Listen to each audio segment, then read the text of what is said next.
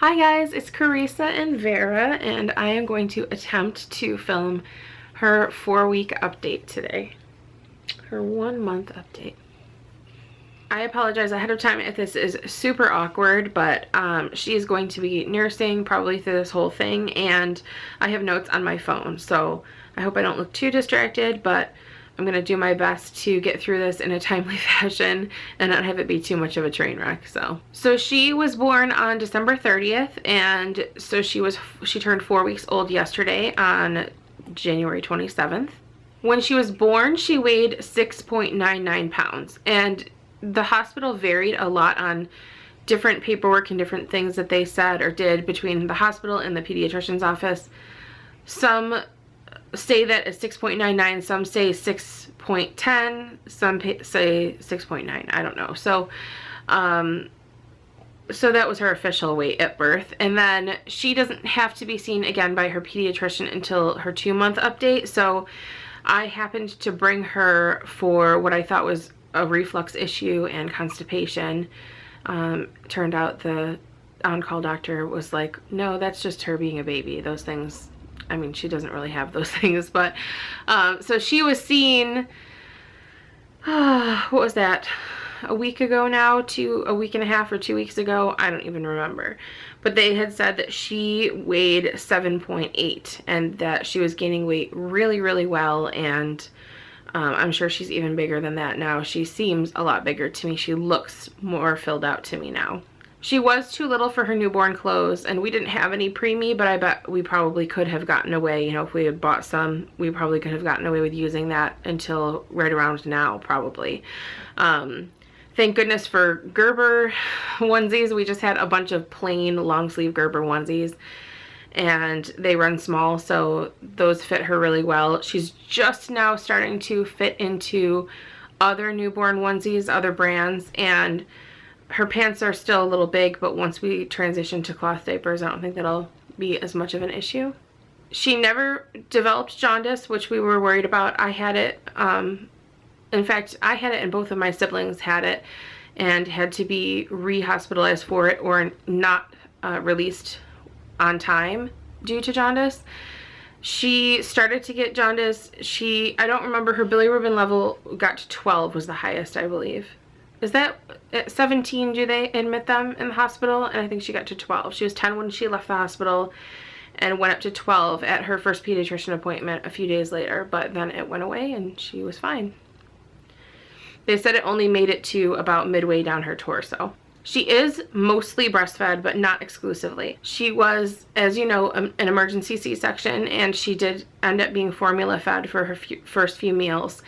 And once I started breastfeeding at the hospital, I couldn't keep up with what her demand was then, because it was mostly colostrum, but it was such a small amount, and because she had already started on the formula, I can only assume that that affected her appetite, because she really seemed to need and want to eat a lot more frequently than what I was able to do. So we were supplementing the formula, and I did get a really good session in with a really wonderful lactation consultant. I know that not everyone meshes with their lactation consultant right away. I think just some people, their teaching style is different, or what you do or don't think you know or are able to achieve. I've just heard a lot of people say that they didn't care for the lactation consultants that were readily available at their hospitals, but the one that I happened to work with was amazing, and I've actually been thinking about getting in contact with her,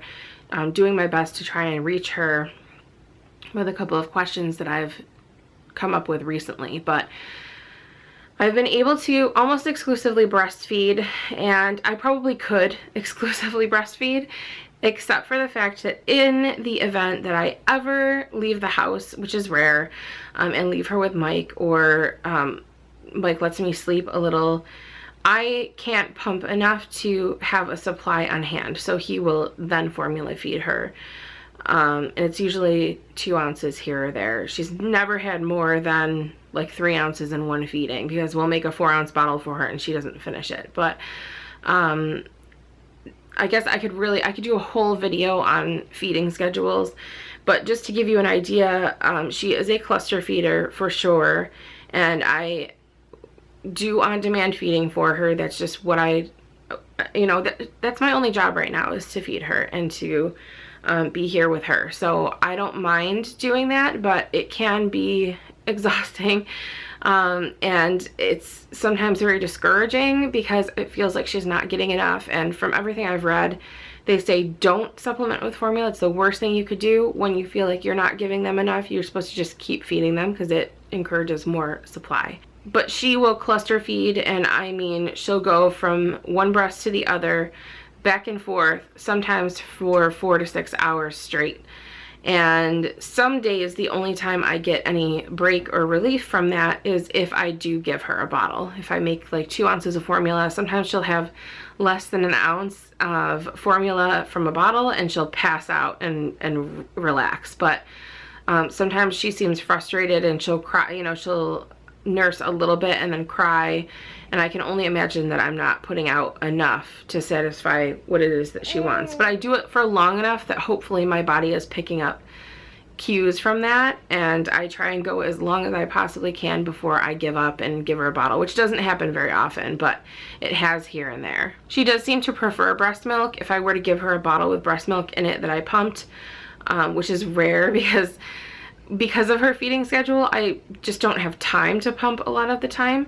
And then when I do, sometimes we don't give it to her on time for, you know, we've never frozen it because it's such a small amount.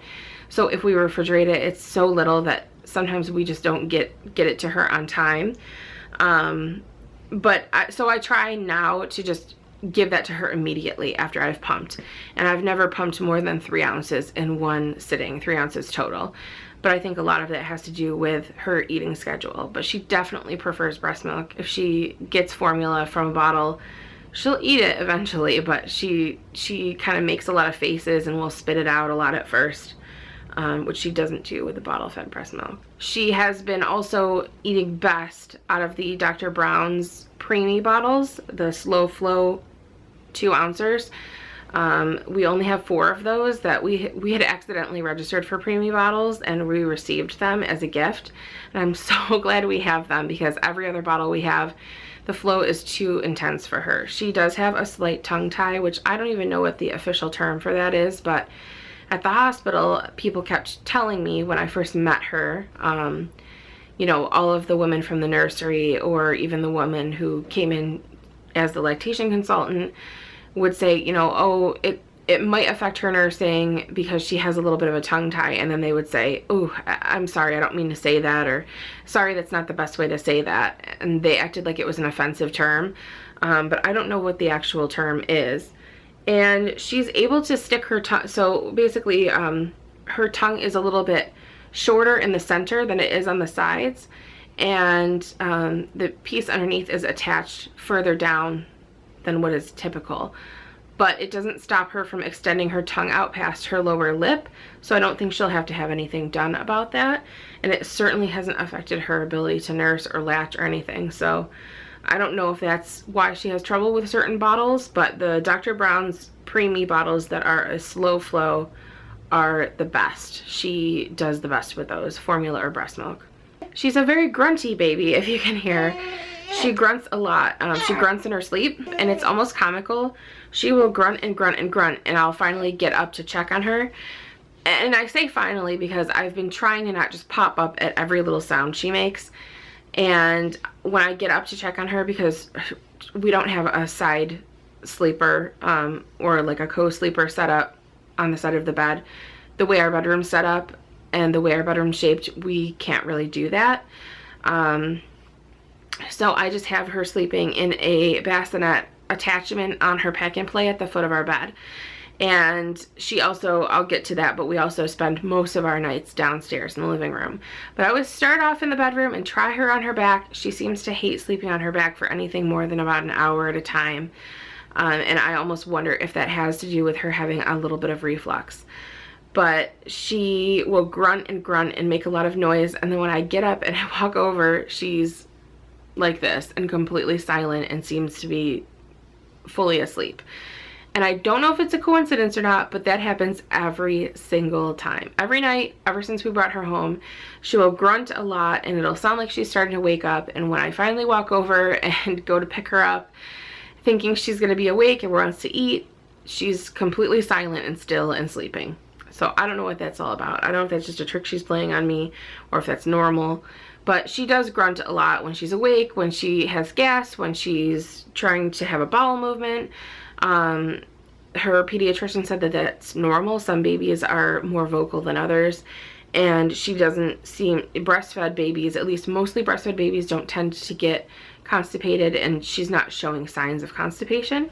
She just likes to grunt. She does like to sleep elevated. So her favorite sleeping positions are all terrible risks for SIDS, or at least things that I stress are a risk factor for SIDS. So I, in turn, barely sleep because I get really stressed out, but she only seems to really sleep soundly when I'm holding her, but she loves to cover her face. She loves to have her face down, breathing against my skin, and I'm trying to constantly turn her face and reposition her, and she always tries to end back up in that position. The second best sleeping situation for her is to be slightly elevated, and I know that that is controversial, and a lot of people have said that the rock-in play sleeper was the only way their child could sleep. I'm not comfortable with having her in that overnight for some reason. I don't know, for some reason that bothers me, but I do let her sleep in it, like when I'm taking a shower. She will sleep in that, and seems way more comfortable than when she is on her back in the bassinet. The other spot where she spends most of her time sleeping overnight is in her swing, and it's a pod-shaped swing. It is the Fisher-Price version of the Four Moms, of one of the Four Moms swings, and she doesn't like it when it's moving anyway, so we barely ever turn it on. And I'll come down here after, you know, she starts to get really vocal around 3 a.m., sometimes earlier, and will not lay on her back without making a lot of noise or getting to the point where she fusses and cries. And I can only imagine that's because the longer she lays flat for, the more she is likely to get reflux. She doesn't spit up at all, really, or a lot, but I know it could be silent reflux. I'm not sure. The pediatrician offered a medication for her, but I just don't think it's bad enough at this point to put her on a medication. If it gets worse, or if there's, you know, major spit up, or she seems really uncomfortable, I would consider that.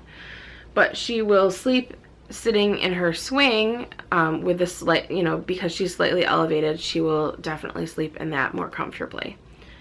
So that's a point of stress for me because I just want her to be safe. She's always on her back when she's in these positions, but I know that that's not really ideal, and I don't want her to get to a point where she depends on being in that position and won't sleep in her crib because of it.